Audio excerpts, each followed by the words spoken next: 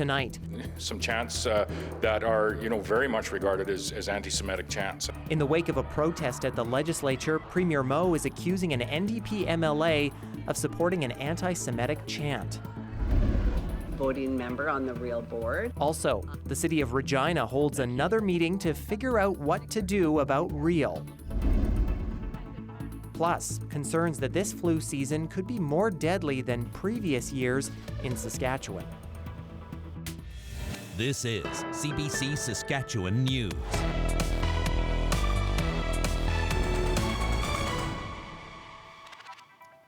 It is Friday, November 24th, and the CBC Saskatchewan News starts right now.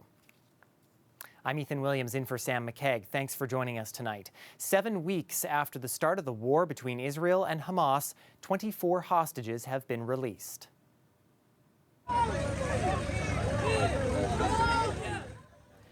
13 Israeli women and children arrived at the Egyptian border in Red Cross vehicles. 11 foreign farm workers, most from Thailand, were also released.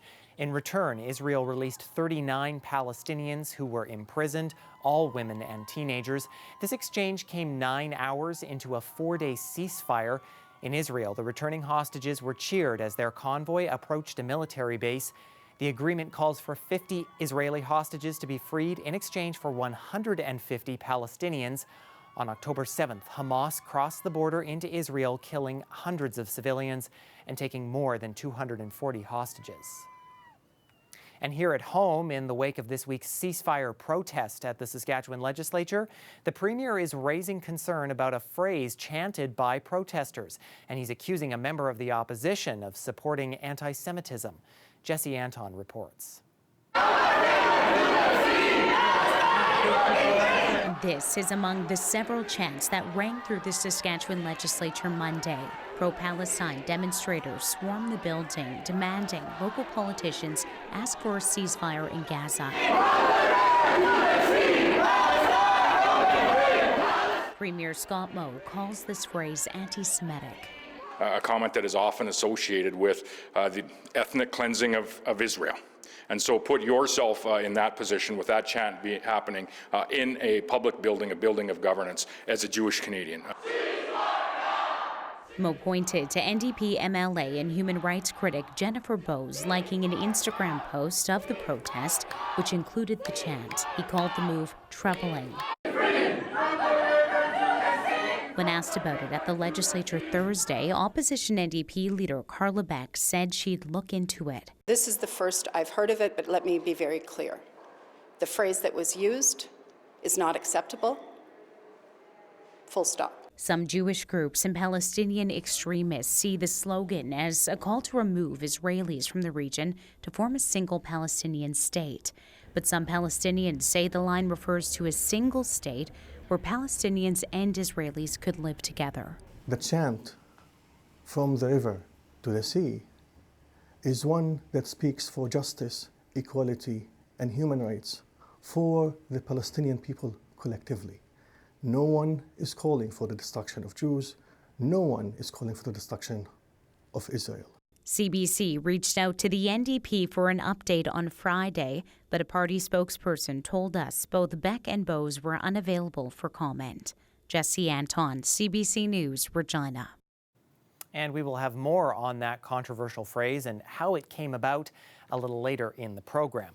Meanwhile, the head of security at the Saskatchewan legislature says Monday's protest, which forced MLAs to abandon debate, prompted changes for guests. She says the changes will be in place until at least the end of next week to keep everyone safe. On Monday afternoon, about 300 people came to the legislature. The majority were there to call for the Premier to ask for a ceasefire between Hamas and Israel. During the debate in the Assembly, protesters stood and chanted, and when they did not stop, the Speaker cleared the Assembly and proceedings were delayed for 40 minutes. The head of security says one of the challenges that day was the lingering crowd. When guests leave, they must trade their visitor pass for their ID at the front desk. That was, was a huge part of the challenge. People were leaving the building, but obviously they wanted to get their identifications back, and that took some time, and we were dealing with nearly 200 people in the front foyer, so it was challenging. Herman says one change introduced is capping the number of guests at 20, which does not include prearranged school or tour groups. Guests must register 72 hours before they come and provide their name and address. Regina's City Council has chosen new people to serve on REAL's Board of Directors. Council held a special meeting Friday after the entire board resigned earlier this week. Nicholas Frew has more. Council voted to appoint 6 city staffers to the Board of Directors of Regina Exhibition Association Limited. REAL has had a tumultuous year after a failed Tourism Regina rebrand. It has also lost millions each of the past 3 years. Ultimately, it went where I hoped it would, where we would get to move ahead with the recommendations. And I wouldn't have been surprised necessarily if they had wanted to make different additions or anything like that, which we were totally open to. The appointments follow recommendations in a report made by Regina's city manager, Nikki Anderson. The report suggested appointing 5 civic employees to the board, including Anderson herself. Anderson asked for an amendment during the meeting, seeking to add a 6th. Her report says they would serve on an interim basis until July 31st of next year, or until successors are found. Her report also states that city employees are not usually appointed to boards because it could put them in a conflict of interest. But she says this is a unique situation that needed a quick and practical solution. City Council appeared to agree and passed her recommendations in a 6-1 vote. This board will have a mandate that's very different from the past board. They were a strategic board that really worked closely with the CEO and did a lot of the visioning and strategic planning. The interim board members will serve while city administration develops a report outlining potential changes to REAL's operations, including how to deal with its request for nearly $6 million. It could also include dissolving REAL and transferring full management of its assets to the City of Regina. As for CEO Tim Reed, Anderson says he's staying put for now. Nicholas Frew, CBC News, Regina. Saskatoon is asking the federal government to help pay for housing projects.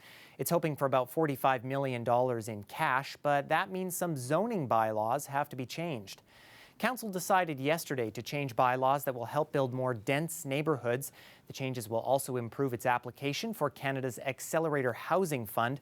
All of the recommended motions passed, but not all councillors were on board. It's been a deadly start to the flu season in Saskatchewan. This month alone, 5 people have died.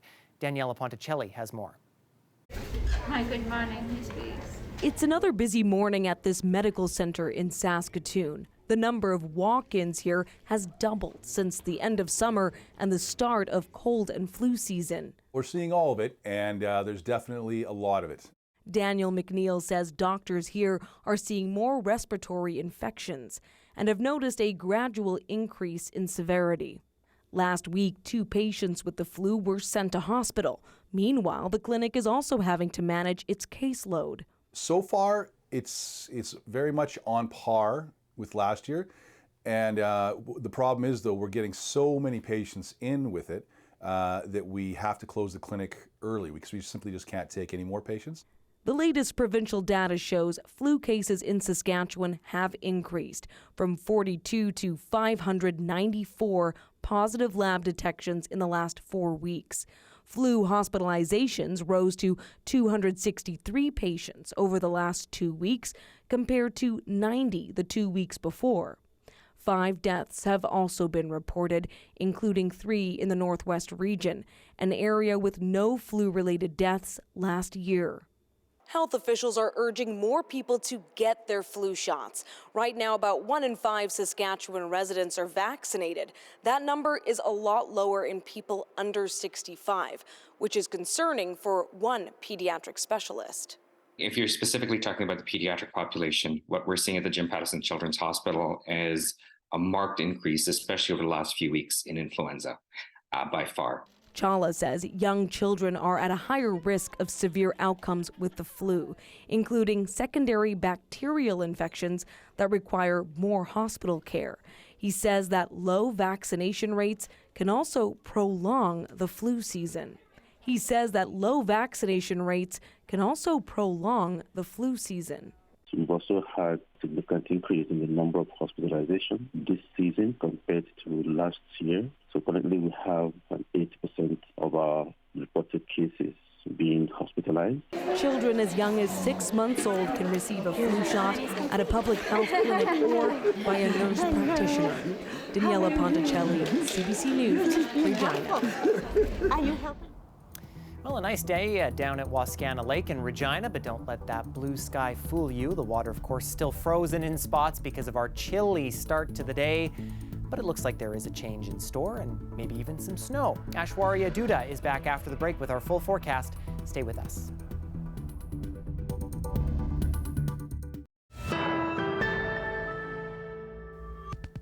It's been nearly a month since a Fifth Estate investigation into Buffy Sainte-Marie's claims to Indigenous heritage.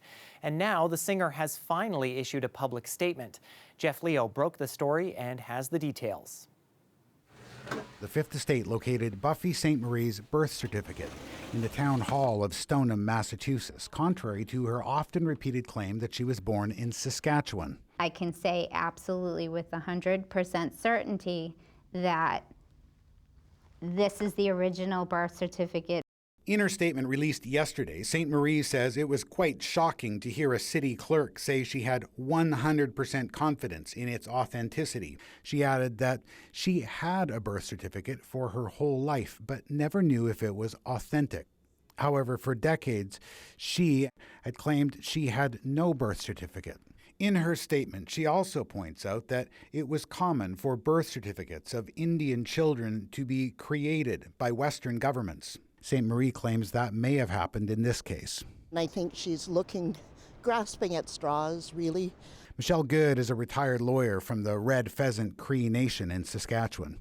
She says the details on the certificate indicate to her that it is original. The weight of the child, the time of the birth, those kinds of things you're not going to see, in my opinion, on a replacement birth certificate. Sainte-Marie says the most important thing is that she has been adopted by a family on the Piapot First Nation and accepted in the community. She writes that being an Indian has little to do with sperm tracking or colonial record keeping. It has to do with community, culture, knowledge, teaching, who claims you, who you love. Michelle Good disagrees. That you cannot choose to be Indigenous. It's something that you are born as. This is all just as new and confusing to us as it is to anyone. Ira LaValle is the acting chief of the Piapot First Nation. He says people in his community are divided. They were hoping she would make a statement to clear things up. But he says this statement fails to do that. I wish Buffy would give us a reason to defend her or not.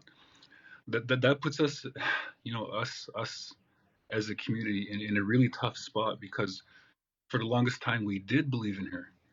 We did support her. We did take her as one of our own. LaValle says many in his community are still prepared to embrace Sainte-Marie despite the controversy. But he says others are waiting for proof that she does have Indigenous ancestry. To date, Buffy Sainte-Marie has not addressed these issues with CBC. Jeff Leo, CBC News, Regina. This weather update is brought to you by Titan Automotive, proud member of the Capital Automotive Group.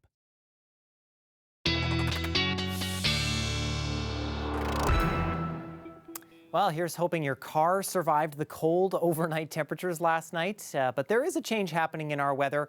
CBC's Aishwarya Duda joins us now for more on that. Aishwarya? Yes, things really warmed up, temperatures going up across the province, even jumping over 10 degrees in some areas. Let's take a look. We saw a bit of a contrast yesterday between the southwest and the rest of the province. Now it's really evened out. Saskatoon was minus 12 this morning, it's close to the freezing mark right now. Regina was minus 15, now it's minus 6. Prince Albert was minus 10. That as well went up to 1 degree earlier today. And tonight those temperatures will stay like that, but as we get into Saturday, we'll see a bit of a warm up coming through along with some snow that's coming in from the north. We'll talk about that system a little later. But why we're seeing some of those cooler temperatures in the north is because of this trough that's coming in from the north, entering through the northeastern side of the province. And then there's the ridge in the southwestern side, and we're kind of in the middle of it, which is why we're seeing some warmer temperatures, but also some of that snowy system coming in on Saturday. And let's take a look at that system that's passing through in our outlook here. We have clear skies for tonight, but we'll see that system coming in from the north, bringing with it some snow crossing over the west central Saskatchewan, bringing snow to Saskatoon, Prince Albert, La Ronge, before it goes into the southeastern side of the province, over Regina, Yorkton, and Estevan as well, before making its exit into Manitoba, which is where it'll have more of an impact than we'll see here. It's a very quick moving system, and then things should clear out as we get into Sunday. In terms of how much snowfall we're expecting, not a whole significant amount expected in south and central, just between 1 to 2 centimeters here and there. Swath of snow coming in for the northeastern side there around south end, between around 6 to 7 centimeters. Windy, a bit breezy tonight, 30 to 40 kilometers an hour. Getting into tomorrow, those winds die down before they pick up once again on Saturday, gusting upwards of 50 kilometers an hour into Sunday. And Regina, here's your forecast. Tomorrow we're seeing some of those flurries, and Sunday a bit of a blip in the temperature as we get back up next week. Tuesday 2 degrees, sunny conditions, a bit breezy on Friday. Saskatoon as well, seeing some of that light snow tomorrow, and those temperatures start picking up into next week. We'll see those sunny conditions. Ethan, Tuesday we might even get to 3 degrees, so much above seasonal for this time of year.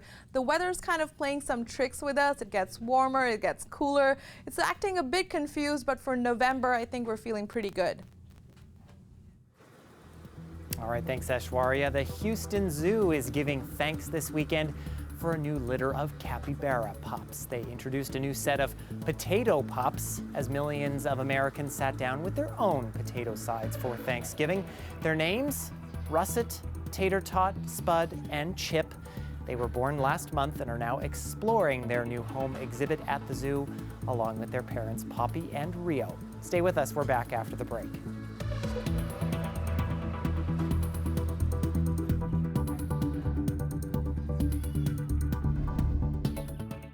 When it comes to your news, you want up-to-the-minute access. Anytime, anywhere. Get the facts straight from the source. Download the free CBC News app or visit cbcnews.ca for news you can trust.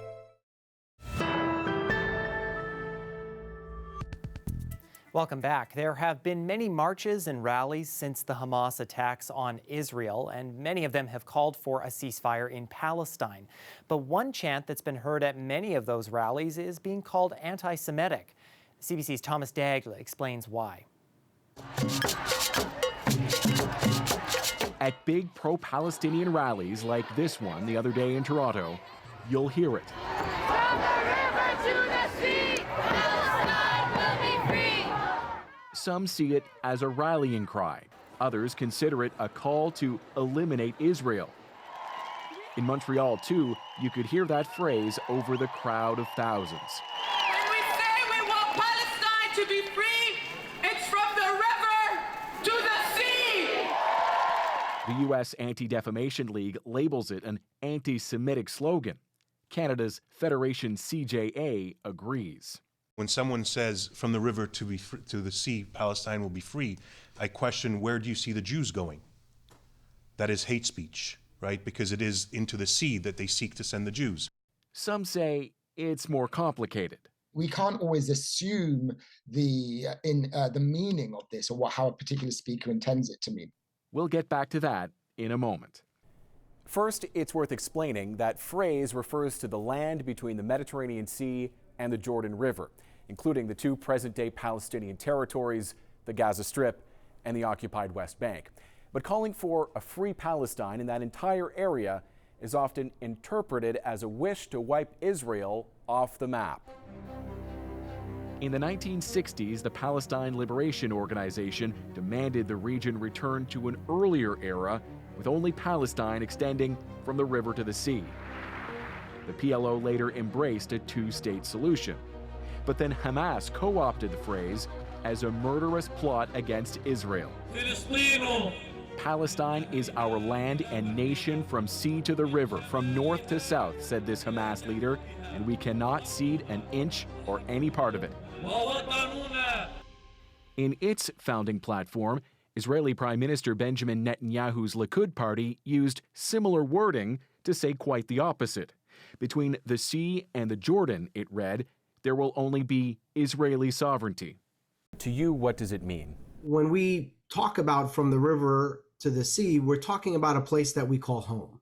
Palestinian-American writer Yusuf Munayyer uses that phrase, he says, to reflect the hope of freedom and dignity.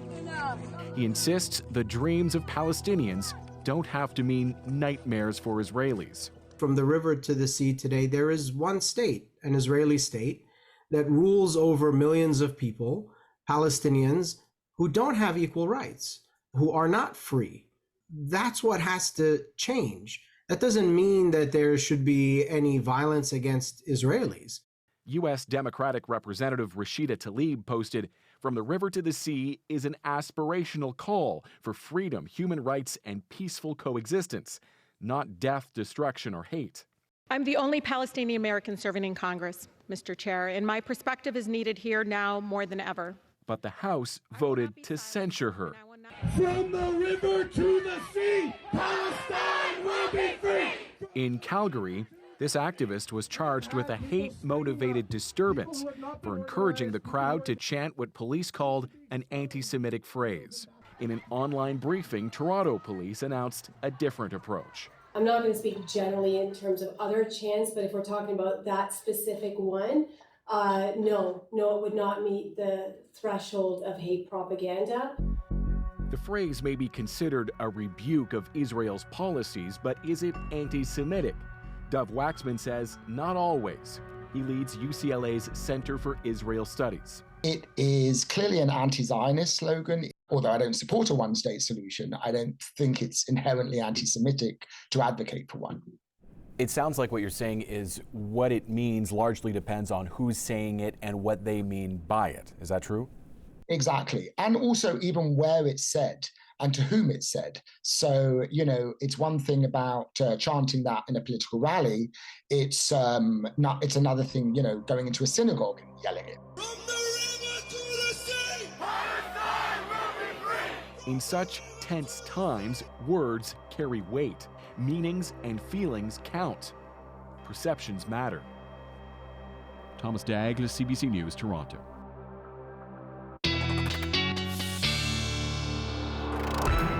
Pretty clear skies in Regina tonight. Let's take a look. Temperatures will be around -11 and southwest winds coming in at 20. So very light winds through the night. But with that wind chill by 8 a.m. in the morning, it will feel like -18. Temperatures rising to -7 and sunny conditions as we get into the noon hour. Those clouds will start to develop and winds will also pick up, gusting upwards of 60 kilometers an hour. Temperatures will be around -3 before we get that snowfall in Regina. Saskatoon as well, clear skies for tonight. Tomorrow morning, temperatures rise to -11. With that wind chill, it will feel like -18 as those clouds start developing. Ethan, will get into the noon hour, which is when we'll see that snow coming in and those temperatures still staying close to seasonal though. Thanks very much, Aishwarya. And that is it for us tonight. For news anytime, of course, you can always head to our website, cbc.ca/sask, subscribe to the CBC Saskatchewan YouTube channel, or download the CBC News app. Sam McKaig and I will be back on Monday with all your news and weather. In the meantime, thanks for watching. Have a great weekend.